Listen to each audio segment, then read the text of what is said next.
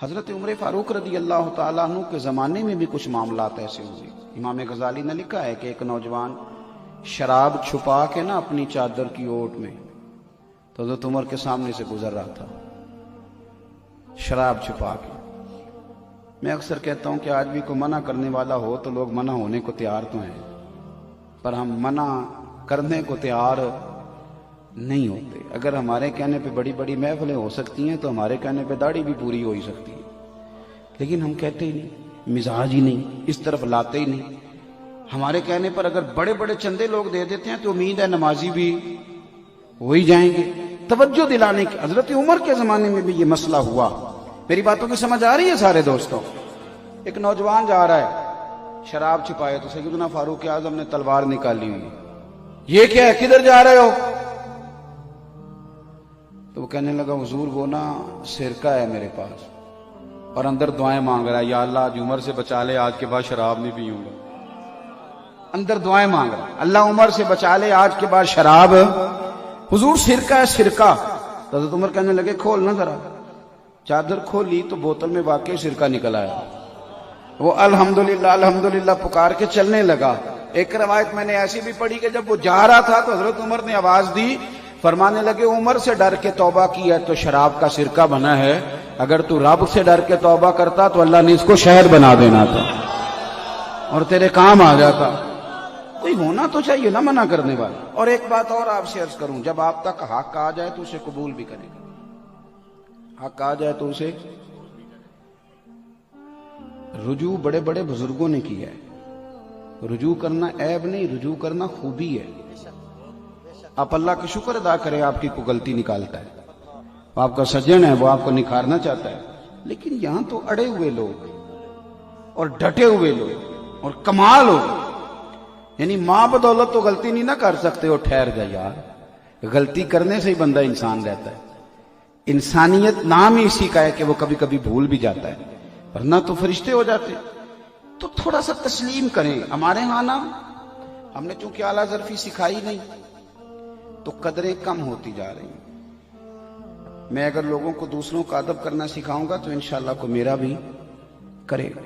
ہم نے نہ صرف ایک کام سکھایا ہے کہ میں ہوں اور اس کے بعد بھی میں ہوں، پھر اس کا نقصان میں نے یہ بھی دیکھا ہے کہ بعض اوقات لوگ ایک آدمی سے اگر متنفر ہوتے ہیں تو مذہب سے ہی ہو جاتے ہیں، لیکن اگر وہ کھلے دل رکھتا نا، تھوڑا سا اسے اور بھی کسی طرف آنے جانے دیتا تو اس کے لیے کوئی آپشن دوسری بھی موجود رہتی۔ تھوڑی سی توجہ کریں، حق آ جائے تو پھر اسے قبول بھی کریں، اسے مان لیں، اسے تسلیم کریں، کوئی فرق نہیں پڑتا، کچھ بھی نہیں ہوتا۔ حضرت بشر عافی رحمۃ اللہ علیہ نے کوئی کتاب نہیں لکھی، حضرت بشر عافی رحمۃ اللہ علیہ نے کسی مسجد میں تدریس نہیں کی، وہ تو ان کو تو لوگ دیوانہ کہتے تھے، ننگے پیر پھرنے والا بندہ ہے، لیکن امام احمد بن حنبل نے 14 جلدوں میں حدیث کی کتاب لکھی۔ امام احمد بن حنبل بہت بڑے محدث، بہت بڑے شیخ، بہت بڑی ہستی، لیکن امام احمد بن حنبل نے کھل کے تعریفیں کی حضرت بشر عافی، نے کسی جگہ نہیں کہا کہ یہ تو ان پڑھ بندہ ہے۔ تو یہاں سوال ہی نہیں پیدا ہوتا۔ کسی نے پوچھا امام احمد بن حنبل سے، کبھی لاجواب ہوئے تھے؟ فرمایا ہوا ہوں۔ ایک بوڑھی آئی تھی مسئلہ پوچھنے، پردے کے پیچھے میں نے بٹھا لیا، میں نے کہا پوچھئے، تو کہنے لگی میں غریب اور بیوہ عورت ہوں، بے اولاد بھی ہوں، چاند جب 14ویں کا پورا چمکتا ہے تو چرخہ چھت پہ رکھ لیتی ہوں، اور چھت پہ چرخہ رکھ کے نا تو چرخے سوت کاٹتی ہوں، تو کئی دفعہ نا بادشاہ کا لشکر گزرتا ہے، بڑی بڑی لالٹینیں ہوتی ہیں، اس کی روشنی بھی کئی دفعہ پڑ جاتی ہے، تو بتائیے اس روشنی میں کاتا ہوا سوت میرے لیے جائز ہے کہ ناجائز ہے؟ تو حضرت امام احمد بن حنبل کہتے ہیں مجھے چکر آ گیا، اللہ اکبر اللہ اکبر۔ میں نے کبھی بھی پہلے نام بتا تو کون ہے، کہاں سے آئی، اتنی باریکی؟ تو کہنے لگی آپ مسئلہ بتائیے کہ پہلے شناختی کارڈ دکھایا جائے، میں جو بھی ہوں آپ بتائیں۔ میں نے منت کی، میں نے کہا میں مسئلہ بتاتا ہوں لیکن مہربانی کر ایک دفعہ بتا تو کون ہے؟ دنیا آتی ہے لیکن اتنی باریک، اتنا تقوی، کون ہے؟ تو کہنے لگے ایک مجذوب یہاں بشر عافی ننگے پیر پھرتا ہے، میں اس کی بہن ہوں، میں اس کی بہن ہوں۔ تو حضرت امام احمد بن حنبل فرمانے لگے اماں کوئی اور مسئلہ پوچھتا تو میں جائز کہتا، تیرے لیے جائز نہیں، تیرے لیے جائز نہیں۔ مان لیا نا، تسلیم کر لیا نا، یہاں تقوی ہے، یہاں پرہیزگاری ہے، لیکن ہم لوگوں نے تو ایک لسٹ پکڑی ہوئی ہے، یہ جاہل ہے، یہ فارغ ہے، یہ پاگل ہے، ایک لسٹ ہے، آپ لے لیں، سویرے لے لیں کتنے بندوں کو، اور پھر آج آ کے بچوں گا کون؟ صرف میں، اس سے آگے کوئی مزید بندہ ٹھیک نہیں بچتا. اور یہ عوامی سطح پر حالات بہت بگڑتے جا رہے ہیں. قبول کریں. چلیں یہ تو میں نے حضرت امام احمد بن حنبل کی بات کی نا، میں سیدنا فاروق اعظم کی بات کرتا ہوں. ایسا نہیں کہ بندہ کچا ہے، نہ حضور نے فرمایا عمر کی زبان پر تو رب نے حق جاری فرما دیا. فاروق جو کہہ دیں اللہ اس کے مطابق قرآن نازل کر دیتا ہے. امام سیوطی نے ان آیات کی تفصیل لکھی ہے جو حضرت عمر کی رضا کے مطابق نازل ہو گئی. لیکن حضرت عمر کے سامنے ایک بی بی لائی گئی، اس نے زنا کیا، سیاستہ میں روایت. حضرت فاروق اعظم نے حد جاری کر دی، فرمایا لے جاؤ اسے، سنسار کرو یا کوڑے مارو. صحابہ لے کے جا رہے ہیں، مولا علی شیر خدا آ گئے. کہاں لے کے جا رہے ہو؟ حضور اس پر حضرت عمر نے حد لگائی ہے. فرمایا عمر کو تم نے بتایا تھا کہ یہ تو بیچاری دیوانی ہے، یہ تو ذہنی طور پر کمزور ہے، یہ تو مجذوب ہے، اسے تو پتہ ہی کو نہیں، یہ بتایا تھا؟ حضور نہیں. فرمایا عمر نے پوچھا تھا؟ حضور نہیں. فرمایا چلو واپس چلو. حق قبول کریں. حضرت مولا علی شیر خدا واپس لائے. فرمایا عمر فیصلہ کرتے ہو پوری بات کیوں نہیں پوچھتے؟ آپ نے کہا علی کیا ہوا؟ فرمایا تم نے اس عورت پہ حد لگائی. حضور لگائی. فرمایا تمہیں پتہ ہے یہ مجذوب ہے، دیوانی ہے، مرفوع القلم ہے، اس پر حد نہیں لگتی.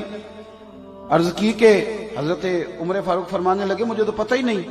تو آپ فرمانے لگے پہلے پتہ کیا کرنا پھر معاملہ طے کیا کر. تو حضرت عمر نے کوئی بہانہ نہیں کیا. بہانے بھی ہوتے ہیں نا، انہیں مینوں صحیح نہیں گل دسی، اے بندے نے مینوں انج کیا سی، کوئی بہانہ نہیں لگایا. عمر نیچے اترے اور سجدے میں گر گئے. یا اللہ عمر کو معاف کر دے، یا اللہ عمر کو معاف کر دے. اور پھر چمکتے ہوئے جملے سیدنا فاروق اعظم کے فرمانے لگے لوگو آج اگر علی نہ ہوتا تو عمر ہلاک ہو جاتا، آج اگر علی نہ ہوتا تو عمر ہلاک ہو جاتا. بات کو سمجھیں، آپ قبول کریں اگر آپ تک، شکر کریں حق اگر کسی تک آ گیا. حق کو مانیں اور ڈٹنا سیکھیں اور حق بات کہنا سیکھیں اور کہیں آپ حق بات. یزید وہ والا نظام لے کے آ رہا تھا جو دبئی میں ہے، جو شارجہ اور مسقط میں ہے. مسجد بھی بڑی، شراب خانہ بھی بڑا، وہ والا نظام چاہتا تھا. ہمارے حکمران کہتے ہیں نا جی مسجد کھلی ہوئی ہے، مولوی ادھر چلے جائیں پر ادھر جانے سے بھی لوگوں کو نہ روکیں. یہ والا ماحول یزید چاہتا تھا.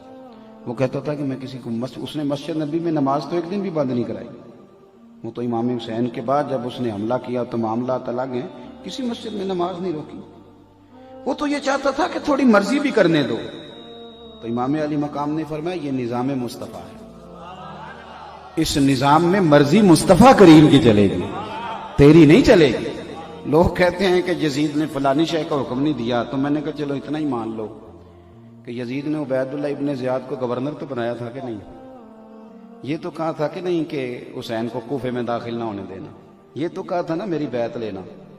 تو آپ کس طرح اسے اس کی صفائی پیش کرتے ہیں.